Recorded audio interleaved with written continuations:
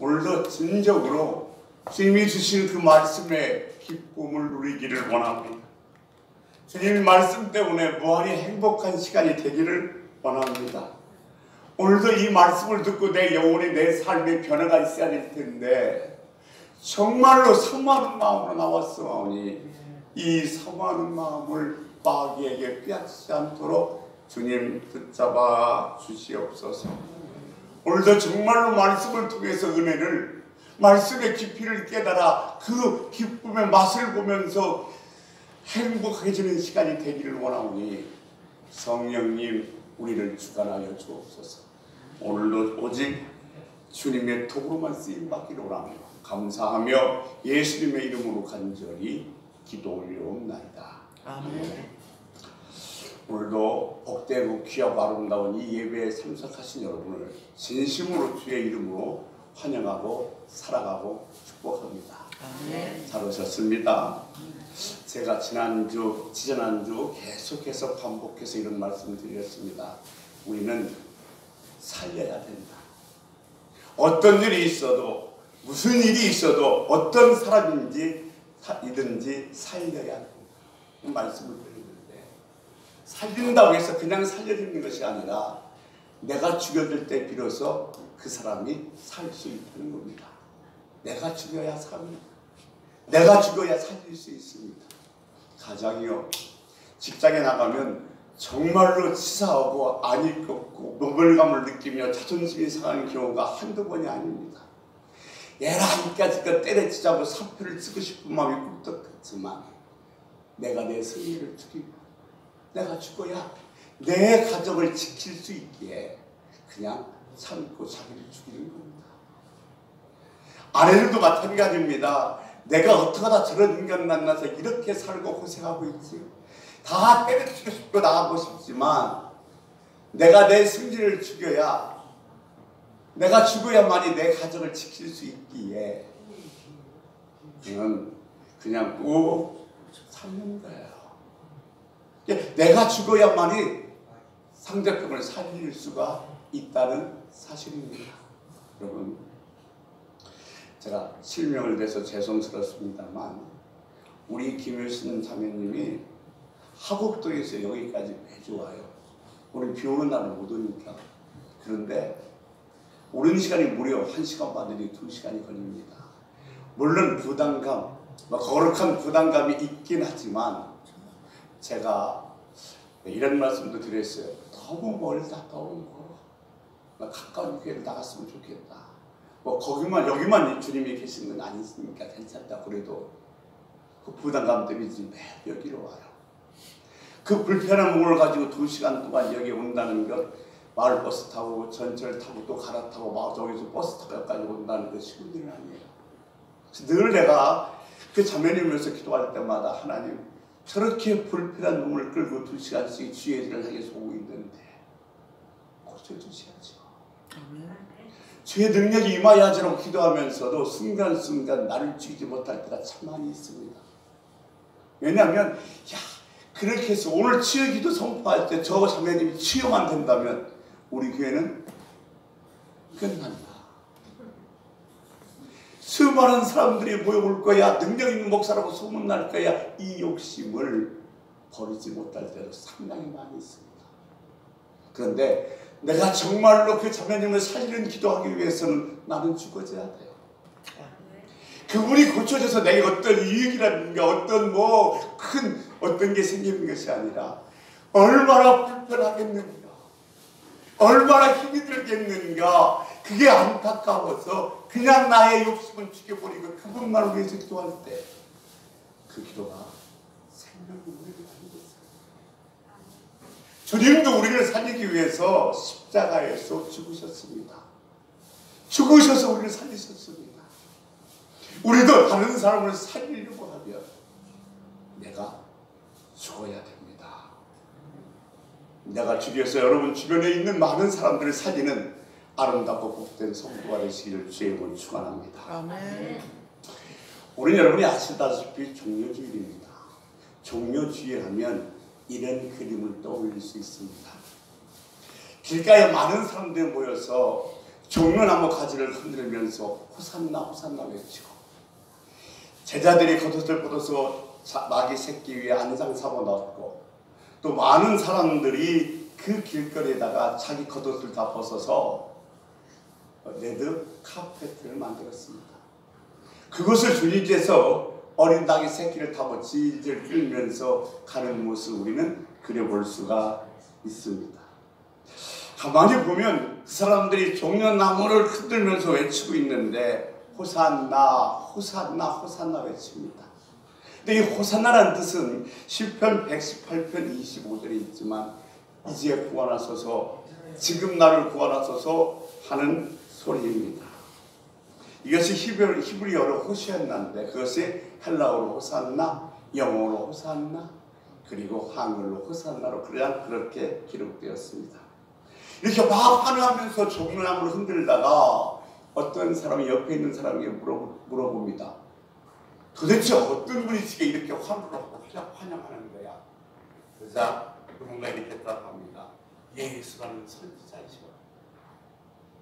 어떤 사람은 목적이 분명해서 그냥 그 종려나무를 흔들며 호산나 외치지만은, 어떤 사람은 왜 그런지도 모르고 흔들다가 옆에 사람한테 물어보고 그때서야 알고 깨달아서 흔드는 사람이 있고, 그렇지 않으면 그냥 모든 사람이 나와서 흔드니까 자기에서 휩쓸려서 흔드는 사람들도 있습니다.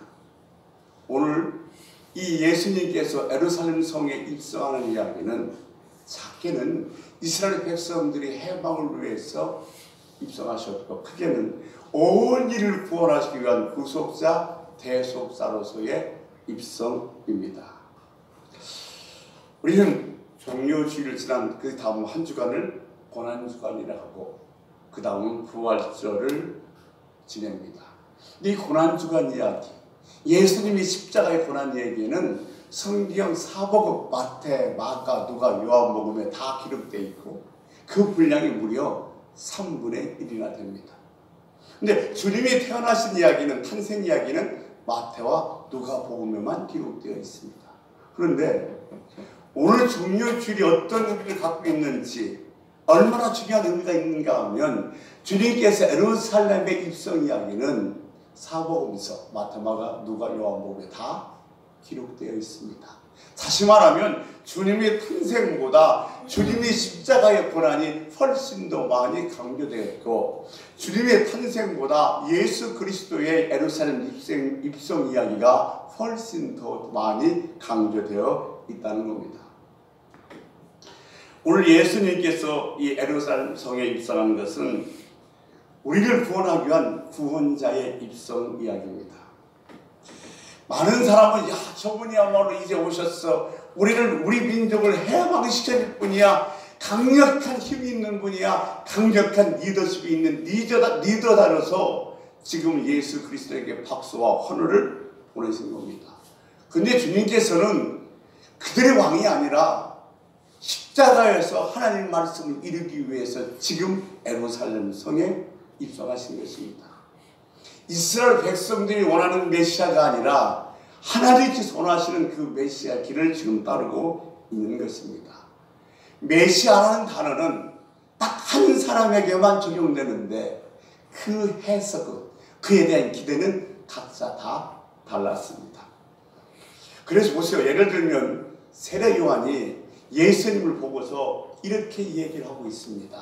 요한복음 1장 29절 말씀 보면, 준비됐으면 띄워주세요. 같이 한번 읽겠습니다. 시작. 이튿날 요한이 예수께서 자기에게 나오심을 보고 이르되 보라, 세상죄를 지고 가는 하나님의 어린 양이로다. 기가 막힌 고백 아닙니까? 지금 길가에 모여서 종려나무를 흔들면서 호산나를 외쳤던 사람들과 전혀 다른 예수 그리스도에 대한 그 기대치를 갖고 있어요. 이 요한은 뭐라고 얘기하고 있는가 하면, 우리의 모든 죄를 지고 갈 하나님의 어린 양이다. 아주 무기력한 양이라고 지금 표현하고 있는 것입니다. 그런데 지금 예수님을 향하여 호산나를 부르며 박수를 치고 있는 사람들에게는 예수님이 지금 슈퍼스타로 비춰지고 있는 겁니다. 저분이 엄청난 역사를 일으킬 거야. 능력을 발휘할 거야. 그리고 이 지긋지긋한 로마의 학정에서 우리를 해방시켜줄 뿐이라고 이해하고 그렇게 환호하며 박수를 치고 있는 겁니다. 어느 분이 글 하나를 썼어. 이런 글이에요. 자기는 식물 수집가인데 수십만 종의 식물의 씨앗들을 다 수집했답니다. 그러면서 그분이 내린 결론은 뭐냐면 잡초는 없다. 보니까 보리밭에 밀이 나면 그 밀이 잡초가 되고 또 이 밀밭에 보리가 나면 그것이 뭐요? 잡초가 되더라는 겁니다. 그러니까 우리는 소위 잡초라고 얘기하는 길가에 무심코 피어있는 그 꽃도 그냥 거기에 핀 것이 아니라 거기에 피어야 될 이유가 있기에 그 자리에서 그 꽃이 피어지고 있다는 거예요. 그러니까 오늘날도 보십시오. 많은 사람들이 자기의 뜻에 맞지 않으면 맞지 않는 한 사람은 어떻게 해요? 따돌림해서 마치 잡초 취급을 합니다. 지금 이스라엘 백성들이 기대에 예수님이 미치지 못하자 그들은 뭐요? 어느 순간 예수님이 잡초가 되어버린 거예요. 그러면서 뭐라고 외치냐면 예수를 십자가에 못 박아라. 예수를 십자가에 못 박으라고 외치는 순간 주님은 잡초가 되어버린 겁니다. 어찌 보면 6월절은 이스라엘 백성들에게 있어서 최고의 절기입니다. 그 6월절에 예수님께서 지금 예루살렘에 들어가고 있습니다.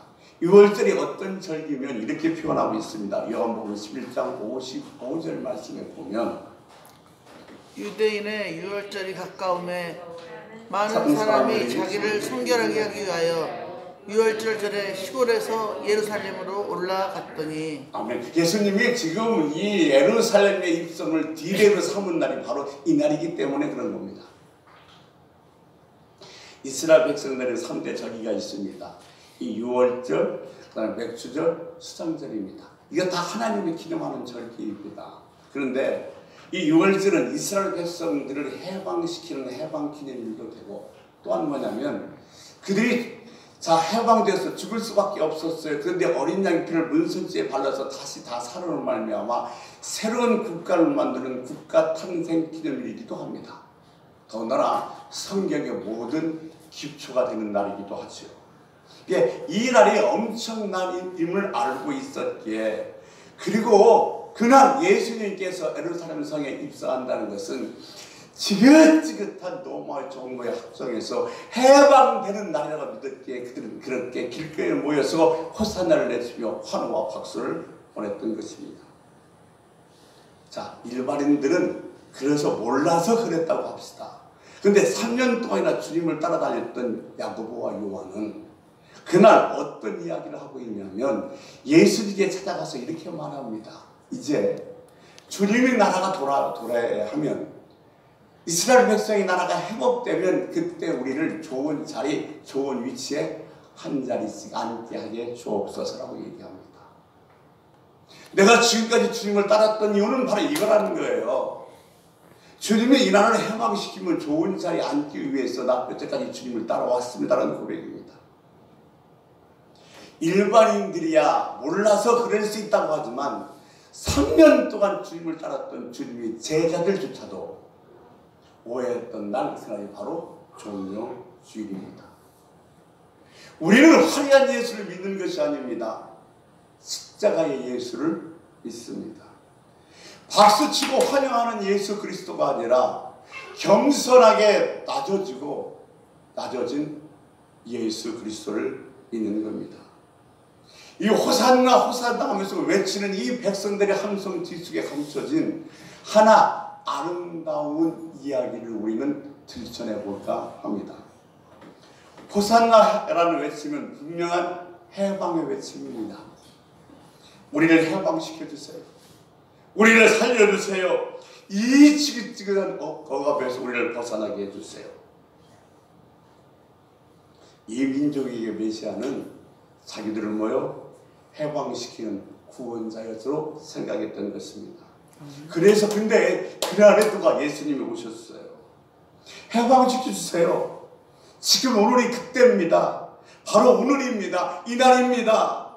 사람들은 열광하기 시작합니다. 해방은 이렇게 기쁜 거예요. 해방은 이렇게 감격스러운 거예요. 해방은 이렇게 감사한 겁니다. 우리가 일제 36년 억압에서 벗어났을 때 우리 선조들이 질렸던 그 함성 소리는 얼마나 우렁차고 열광적이었는지 잘 알고 있습니다. 암 환자가 어느 날 의사부터 이런 선고를 받습니다. 이제 당신의 안에 있던 암덩어리는 다 떠나갔습니다. 이제 당신은 암으로부터 해방됐습니다. 이 말을 들었을 때에 그 암 환자는 얼마나 감격스럽고 얼마나 행복하고 얼마나 감사했을까요? 회사를 정말로 어렵게 우리하고 생업을 끌어가고 있는데, 자, 이제 당신의 모든 고난은 끝났습니다. 이제 그 마음껏 힘껏 일을 펼쳐보십시오. 잘 될 겁니다. 하는 이런 이야기를 들었다면 얼마나 감사하고 얼마나 감격하고 행복하겠습니까? 무엇인가 구속되어 있다가 그것에서 해방되고 풀려나면 그것이야말로 말할 수 없는 행복이고 기쁨이고 감사할 일은 틀림없습니다. 지금 이스라엘 백성들은 이것을 요구하고 있는 겁니다. 그러나 주님의 관심은 달랐습니다. 이스라엘 백성들은 이 억압된 로마 정부로부터 해방이지만 주님은 우리 인간은 어떻게 할 수 없는 엄청난 죄에서 해방시키기 위하여 이날 예루살렘에 입성하신 것입니다. 그러니까 지금 이스라엘 백성들의 요구와 주님의 요구 생각은 뭐요? 달랐습니다. 동상이몽이죠. 같은 것을 보고 있지만 각자 다 기대와 생각은 다른 겁니다. 어찌 보면 빌립보서 3장 18절에 보면 이런 얘기하고 있어. 빌립보 3장 18절 다시 한번 읽어보겠습니다. 내가 여러분 너희에게 말하자거니와 이제도 눈물을 흘리며 말하노니 여러 사람들이 그리스도의 십자가의 원수로 행하느니라. 이게 무슨 얘기예요? 지금 사도 바울은 내가 여러 번 너에게 권면했지만 이제 눈물로 권면한다는 거예요. 너희가 예수를 믿는다고 하지만 예수를 따라간다고 하지만 예수와 원수되는 반대되는 행동을 하고 있다는 거예요. 누가? 지금 빌립보에 있는 그리스도 교인들이. 사실 물론 우리가 신앙생활을 하고 있지만 주님의 의지와는 전혀 다르고 주님의 그 목적과는 전혀 다른 내 필요만 요구하고 있다면 오늘날 우리 그리스도인 모습이 바로 빌립보서 3장 18절처럼 그 빌립보 교인들의 모습이 아닌가 생각해 봅니다. 그러니까 호산나 호산나 외쳤던 이스라엘 백성들은 며칠 못 가서 그 호산나가 예수를 십자가에 못 박으라고 외치는 군중이 되어버렸습니다. 우리도 지금 다 똑같은 생각을 가지고 여기에서 예배를 드리고 있습니다. 그러나 우리가 늘 내 자신에게 물어볼 일이 있습니다.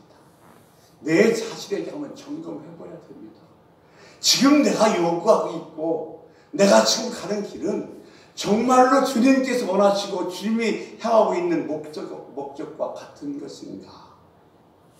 아니면 내가 열심히 지금 외치고 있지만 열심히 호산나를 외치고 있지만 주님과 정반대의 길을 가면서 나는 외치고 있는 것이 아닌지를 늘 한번 점검해봐야 됩니다. 나는 지금 주님과 정반대의 길을 가고 있음에도 불구하고 내 생각대로 내 마음대로 안 되면 우리는 금방 등을 돌려서 원망하고 불평하는 것이 우리들의 모습입니다. 내가 지금 주님에게 구원해달라고 외치지만 그것이 이루어지지 않으면 등을 돌리면서 교회를 십자가에 못 박아야 한다. 성경을 못 박아야 된다. 기독교를 못 박아야 된다고 외치는 수많은 사람들을 우리도 우리 주변에서 많이 볼 수가 있습니다. 여러분, 이런 얘기가 있더라고요. 외양간에 불이 나면 소가 외양간에서 나와야 돼요? 안 나와야 돼요?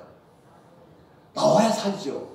그런데 희한한 것은 외양간에 불이 붙어서 지금 막 타와서 뜨거운데도 불구하고 소가 외양간에서 안 나온대요. 왜 안 나오는가 하면 여불 통에 여불이 남아있게 안 나온다는 거예요. 그 여물이 아까워서 못 나온다는 거예요. 자기가 죽을지도 모르는데 그 여물이 아까워서 손은 안 나오고 버티고 있다는 거예요. 그래서 외양간에 불이 나면 이 주인은 뭐예요? 여물통을 엎어버린대요. 그러면 그제서야 자기가 뭐예요? 먹을 게? 여물통에 여물이 없으니까 기어서 나온다는 게. 보세요. 이런 표현은 좀 그럽니다만 우리가 좀 더 빛나고 좀 더 아름다운 인생을 살려면 이 여물통 엎어버려야 돼요. 그래야 나 살아요. 그 엎어버리고 거기를 디디고 나와야 우리에게 비로소 생명이 되고 좀 더 그 아름답고 귀한 자리에 앉을 수 있는데, 여물통의 여물 때문에 지금도 얼마나 망설이면서 멈칫거리고 있는지 몰라요. 마치 소동성의 유약불이 떨어졌을 때 그 소동성의 화려함 때문에 자꾸 미련이 있어도 뒤돌아보고 보다가 소금 기둥이 되었던 노새 아내처럼 말입니다.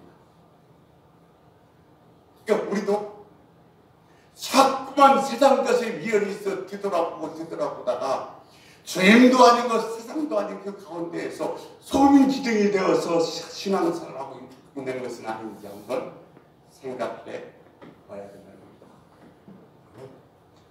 내가 예수를 믿기로 고백한 순간 우리는 여물통은 다 엎어졌어요.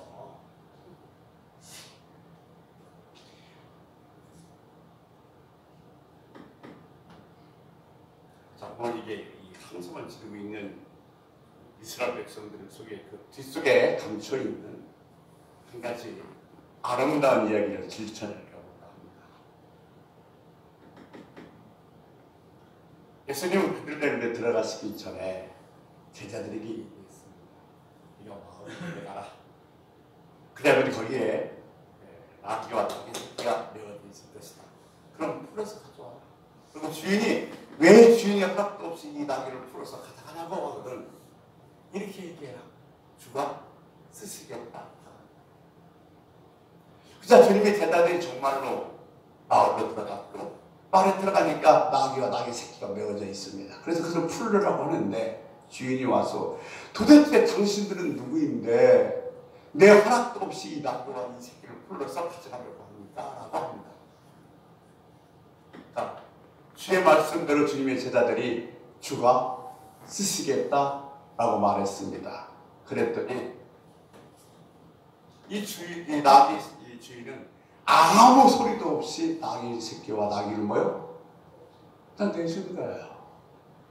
그러면 도대체 이 나귀 주인은 왜 그 나귀와 나귀 새끼를 주님의 제자들에게 아무 말 없이 내어줬을까요? 둘 중에 하나일 거예요.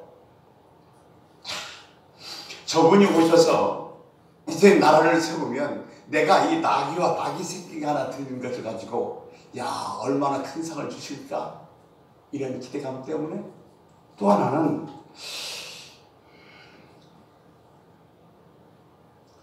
야 내가 감격하고 감격해서 정말 그 구원의 은혜가 너무 좋아서 이 나귀와 나귀 새끼를 드리고 싶은 그 헌신의 마음 속에서 저는 두 번째라고 생각해요.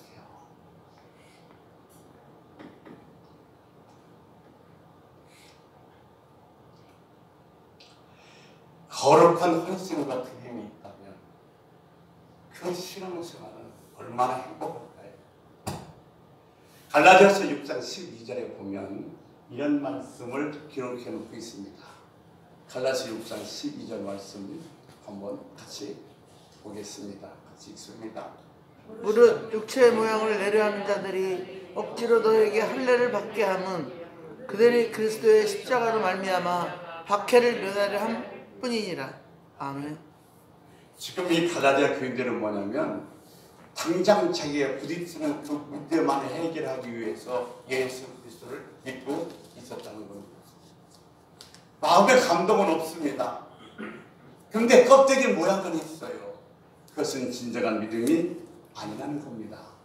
주님이 종려 주의에 맞춰서 예루살렘에 들어올 수 있었던 것은 자기 나귀와 나귀 새끼를 아무 소리 없이 헌신했던 그 사람이 있었기에 주님은 그 이사야에서 기록된 예정대로 나귀 새끼를 타고 예루살렘 성에 입성할 수 있었던 것입니다. 여러분, 정말로 그리스도에 대한 헌신이 없이 신앙생활하는 것은 우리가 믿고 있는 십자가를 오해한 겁니다. 주님이 원하신다면 어떤 반론이 이유가 필요하지 않아요. 이렇게 할 수 있는 헌신이 있었기에 주님은 종려 주일에 나귀 새끼를 타고 입성할 수 있었던 겁니다. 책의 저자 이름은 잃어버렸어요. 근데 그분이 쓴 책 중에 이런 책이 있습니다. 괜히 왔다 갑니다.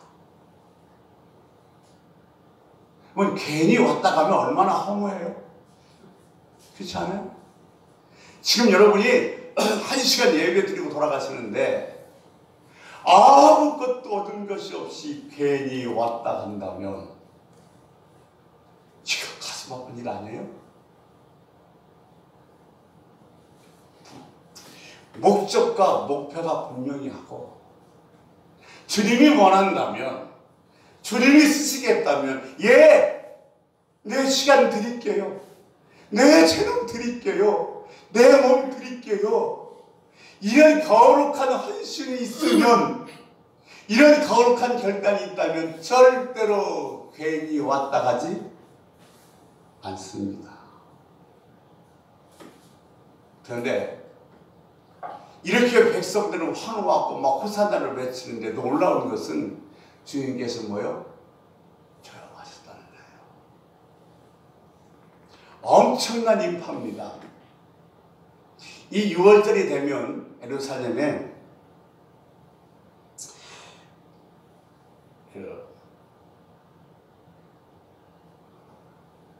13세 이사의 사람들이 다 모여서 일주일 동안 예루살렘 성을 에워싸고 축제를 벌입니다. 요세스프라는 학자는 그날 거기에 300만 명이 모였다 그러는데 역사적으로 그 자리에 한 20만 명이 모였다고 합니다. 오산 인구가 18만 정도 됩니다. 거기에서 2만 명이 더 플라트해서 20만 명이 지금 길가에 나가서 호산나를 외치고 그냥 환호한다고 생각해 보십시오. 어떻게 해야 돼요? V자는 그래야죠. 그렇게 해야 돼. 흔들어야 되는데 주님은 너무너무도 잠잠하셨어요. 전혀 믿음이 없었어요. 왜냐하면 주님이 왜 그렇게 하셨느냐 하면 주님은 화려하게 등장하는 게 아니에요. 화려하게 등장하시려면 군왕처럼 말을 타고 등장하셨으면 됐어요. 근데 나귀 새끼 겸손하게 등장하신 겁니다. 그러면서 보세요. 주님은 베들레헴에서 다윗의 혈통으로 태어났습니다. 근데 오늘 본문을 뭐라고 얘기하냐면 나사렛 예수라고 얘기합니다. 주님은 나는 지금 왕의 자손인 다윗의 혈통을 베들레헴에서 태어난 자가 아니라 가장 연약한 그 지역에서 살아났던 나사렛 예수라고 자기를 축구하고 있어요. 요즘 정말로 예수 믿기 힘들게 됐어요. 코로나19뿐만 아니라 요즘은 아무나 다 책을 쓸 수 있어요. 전에는 책 한 권 내기가 정말 힘들었습니다. 저도 정말 다행히게 제가 30년 넘게 목회하면서 책 2권을 썼습니다. 한 권은 이런 것보다 더 많이 받은 은혜라는 어떤 목회 읽기 같은 것이었고, 또 하나는 성경 공부 책자를 썼는데 그때 말도 그 책 한 권 내려면 정말 힘들었어요. 비판매형을 사는데 판매형을 해서 이 바코드까지 받아서 책 내려면 상당히 까다로웠어요. 근데 지금은 마음만 먹으면 누구나 다 책을 낼 수가 있어요. 그래서 그런 사람들이 다 모여서 뭐냐면 교회를 비판하고 이래서 교회가 나쁘다, 이래서 목사가 나쁘다 하면서 안티크리스찬들과 함께 모여서 그룹으로 모여 책을 냅니다. 근데 그들이 낸 책 중에서 이런 책이 있어요. 가나안이라는 책이. 제목 가나안. 그래서 주님의 백성들이 가고 있는 그 가나안 땅에 가나안인 줄 알았는데 거꾸로 나오면 네? 안 나갑니다. 안 나가. 뭐냐면 교회를 안 나가겠다는 게 교회가 필요 없다는 겁니다. 그러면 주일날 어떻게 예배드리냐고 그랬더니 커피숍에 가서 커피 한 잔 먹으면서 뭐요? 학교 말씀 묵상하면서 예배드린데 그 예배에서 교회를 거부하고 있어요. 주님은 이 교회를 세우기 위해서 전부를 다 버리셨어요. 이 교회를 지키기 위해서 얼마나 많은 사람이 이 땅에다 숨기의 피를 흘렸는지 몰라요. 일제시대 때, 6.25 때에 수많은 사람들이 이 예수 교회 믿음 지키기 위해서 교회에서 다 불타 죽었고 총 맞아 죽었습니다. 그렇게 해서 지켜온 것이 교회인데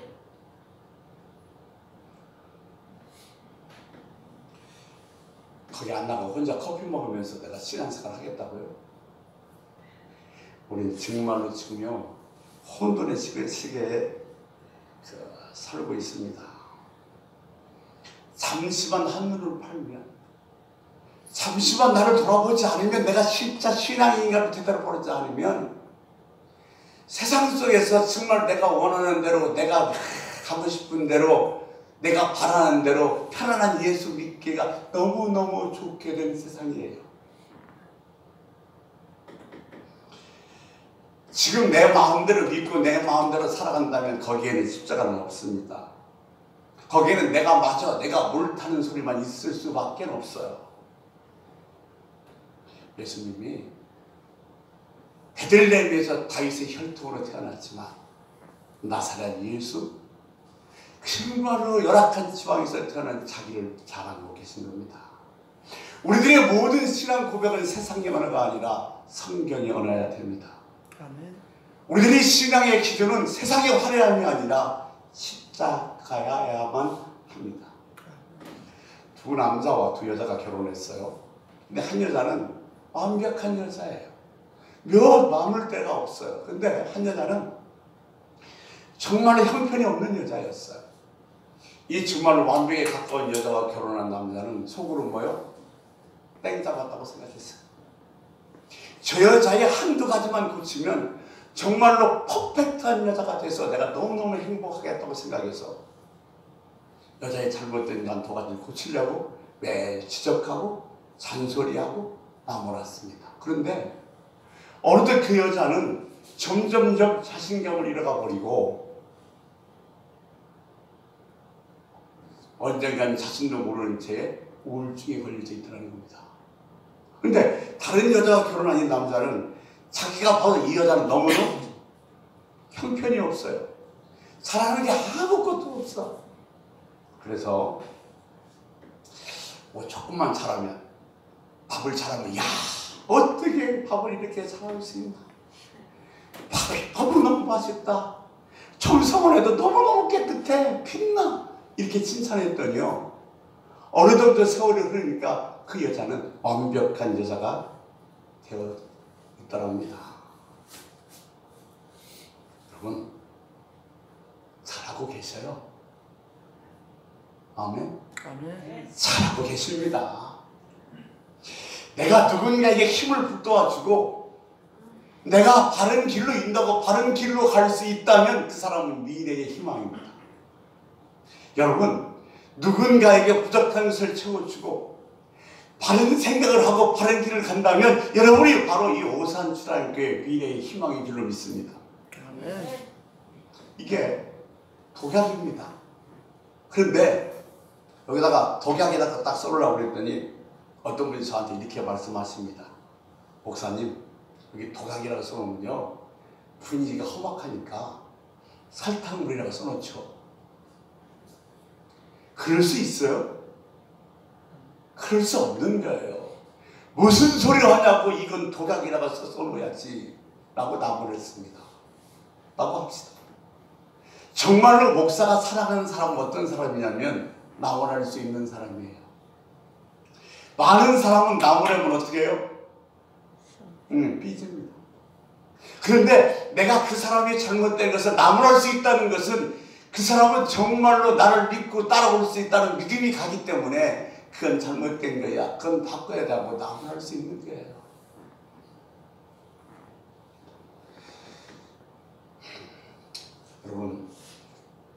목사가 마음껏 나무를 수 있는 그런 성도가 되시기를 주로 축원합니다. 우리는 어차피 신앙생활 하는데 가짜 짝퉁이 아니라고요. 진짜 신앙생활 해야 돼요. 아멘? 아멘. 진짜가 돼야 됩니다. 어느 목사님 이런 얘기해요. 저는 잘 몰라요. 근데 이 가르디아는 시계가 있는데 이 가르디아 시계를 처음 들어봤어요. 시가 900만 원짜리래요. 어느 날 지금 목사를 만났는데 친구가 그 시계를 찾고 있더랍니다. 그러면서 쓱 자랑하더래. 이게 뭔지 알아? 가르디아야. 900만 원짜리야. 그래서 목사님이 다 이런 말씀하셨대요. 목사가 그런 시계 찾아도 돼? 그때 그 목사님이 그래 말이야. 나도 참 부담이 돼 이 시계 찾기가. 한번 참을래? 시계를 불러주더래요. 참았어. 나 멋있더래. 너 죽과 그더래요. 너 가져. 주더래요. 900만 원짜리 가르디 시계를. 제가 하나 여쭤보겠습니다. 만약 이 답을 맞추면 다음 주 부활절 날 성경 공부하는데 성경 그 선물을 드릴 때 내가 그분에게 선물을 드리겠어요. 이 목사님은 친구 목사에게 왜 900만 원짜리 시계 가르디를 줬을까요? 왜 줬을까요? 응? 뭐라고? 가짜를. 정답. 이게 짝퉁이 준 거예요. 짝퉁이니까. 근데 그 시기를 바꿔서 보니까 짝퉁이지만 시간은 잘 맞더래요. 폼들하고. 그래서 이제 그 다음 주에 교회 강단에 있어서 여러분 이게 뭔지 아십니까? 900만 원짜리 가르디 시계입니다. 근데 짝퉁이에요. 그래도 시계는 잘 맞습니다 하고 막 흔들어대는데 줄이 뚝 떨어지더래요. 뭐라고 얘기했겠어요? 역시 짝퉁은 짝퉁이다. 지금 이만한 중국만한 다이아가 있어요. 근데 이건 가짜예요. 조그마한 다이아 있는데 이것은 진짜예요. 어떤 게 더 값어치가 나가요? 아무리 중국만한 다이아라도 가짜는 아무 의미가 없잖아요. 작지만 진짜가 의미가 있고 가치가 나가는 것처럼 우리도요 진짜 명품 신자가 됩시다. 아멘. 이 종료주일 지나고 나면 고난주간이에요. 고난주간 거치면 부활주일인데 이 종료주간에 그리고 고난주간에 그래 나는 명품 신자가 되고자 진짜가 되자 이렇게 결단할 수 있는 여러분 되시길 주님으로 축원합니다. 아멘. 우리가요 이제 고난 이제 사순절 끝났습니다만 사순절은 뭐 물론 다른 분들 많이 있지만 좀 더 선한 일을 하는 그런 사순절이 됐으면 좋겠어요. 고난주가도 마찬가지로 물론 주님의 고난을 생각하면서 묵상도 많이 하고 성경도 많이 읽고 책도 읽어야 되지만 좀 더 좀 선한 일. 저희 목사도교 선교에서 요즘 계란값이 너무 많이 올랐대요. 그래서 부활절날 작은 교회는 이 계란 그 삶아서 다 아무것도 할 수가 없게 5만 원씩 약 60교회를 도왔어요. 그랬더니 다들 떡밥에도 정신 나갔대요. 그런데 그게 사순절에 고난주간에 우리들이 할 일이에요. 또 근데 저희 교회는 뭐 우리 선생님 중에서 한 분이 계란도 하고 떡도 한다고 그래서 부활절을 잘 지내게 됐습니다만 여러분 이 종료주를 마치고 고난주간도 다 건너가면서 그래 내가 뭔가 선한 일 좀 하나 하고 진짜 명품 신자가 되겠다 이렇게 결심하는 한 주간 되시기를 주의 이름으로 소원합니다. 기도하겠습니다. 하나님이 기뻐하시는 일은 욕심 좀 내고 하나님이 기뻐하시는 일이라면 내가 한없이 나가지고 주님께서 쓰시겠다 하면 거룩하게 드려질 수 있는 복된 우리 주사람교회 성도들이 다 되게 하여 주옵소서. 아멘. 예수님의 이름으로 기도 올려옵나이다. 아멘. 우리 50장 찬양하면서 준비한 영을 드리시도록 하겠습니다.